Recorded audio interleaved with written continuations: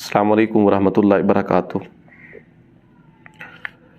نماز، تلاوت، عبادت وغیرہ جو بھی عبادت ہوتی ہے، اس میں عموماً اللہ تعالیٰ نے روح کا ایک سکون رکھا ہے، چین ملتا ہے، طبیعت خوش ہوتی ہے، مومن آدمی کی طبیعت بہت خوش ہوتی ہے۔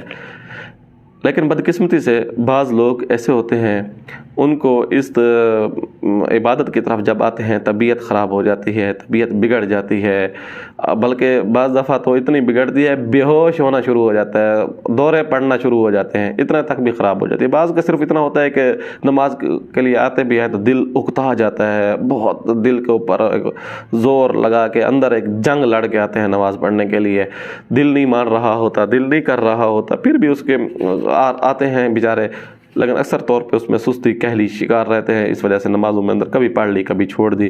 بعض یہ آتے ہیں کہ قرآن مجید کی طرف بالکل سال سال اس کا قرآن کا منہ نہیں قرآن کو کھول کر دیکھتے بھی نہیں ہیں۔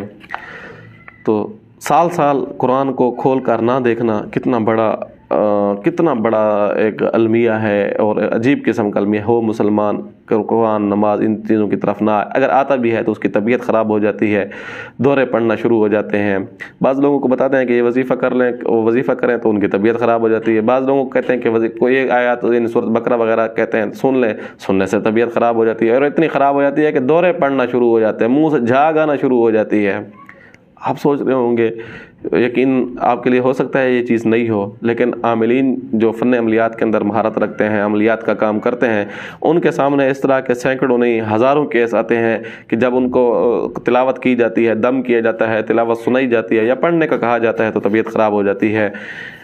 یہ کس وجہ سے ہوتی ہے؟ یہ اس وجہ سے ہوتی ہے، بعض چیزیں ہوتی ہیں قرآن شیاطین وغیرہ، بعض یہ بھی ہو سکتا ہے کہ کسی نے جادو کرایا ہوا ہو، ممکن ہے۔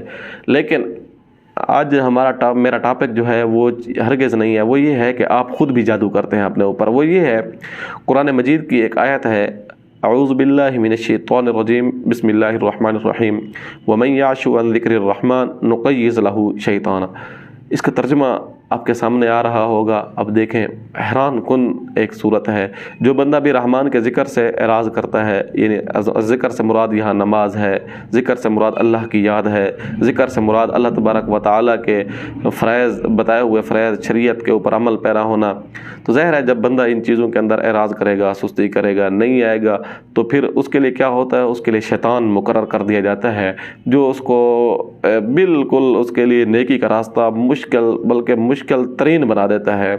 گناہ کی طرف چلنا اس کے لیے آسان ہو جاتا ہے، اس کی طبیعت بھی مانتی ہے، اس کو یہ لگتا ہے کہ میں خود ہوں، میں خود یہ چاہ رہا ہوں، میرا دل یہ کر رہا ہے۔ حقیقت اس کے برعکس ہے۔ حقیقت یہ ہے، شیطان اس کے احساسات پر مکمل قبضہ کر چکا ہوتا ہے، شیطان اس کے جذبات پر مکمل طور پر قبضہ کر چکا ہوتا ہے۔ پھر نقصان یہ ہوتا ہے کہ اس کے لیے نیکی مشکل سے مشکل، بلکہ چھوٹی سے چھوٹی نیکی بھی مشکل ہو جاتی ہے۔ فرائض تو دور کی بات ہے، زکوٰۃ ادا کرنا تو دور کی بات ہے، نمازوں کی پابندی، تہجد، چاشت، اشراق، اوابین وغیرہ، یہ تو دور کی بات ہے۔ چھوٹی چھوٹی اعمال اس کے لیے، وجہ یہ ہے اس کے اب شیطان اس کے اوپر اب عذاب کی صورت میں مسلط کر دیا گیا ہے۔ تو اگر آپ کے ساتھ یا آپ کے کسی عزیز و اقارب کے ساتھ اس طرح کا کوئی سین ہے، اس طرح کا کوئی مسئلہ ہے، پریشان ہرگز نہیں ہونا، اس کا علاج بڑا آسان ہے۔ آپ اپنے اللہ سے گڑ گڑا کر مانگیں، جو کچھ بھی کیا ہے، جو کچھ ہو چکا ہے، آپ اپنے اللہ سے علیحدہ میں ملاقات کریں، الگ ہو جائیں کمرے سے، وضو کریں، 2 رکعت نماز پڑھیں، اور اللہ کو بالکل کھل کر اپنے معاملات بتائیں، اللہ کے ساتھ باتیں کریں، اللہ کو اپنے مسائل بتائیں۔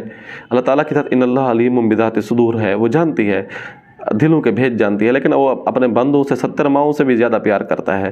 جب کوئی بچہ، نافرمان بچہ اپنی والدہ کے پاس آتا ہے، اپنے سارے گناہوں کو تسلیم کرتا ہے، اپنی والدہ کو کہتا ہے بس آج کے بعد میں آپ کا فرما بردار بن کر رہوں گا، تو اس کی والدہ کو کتنا پیار آ رہا ہوتا ہے، وہ خوشی سے آنسو آ رہے ہوتے ہیں اس کے۔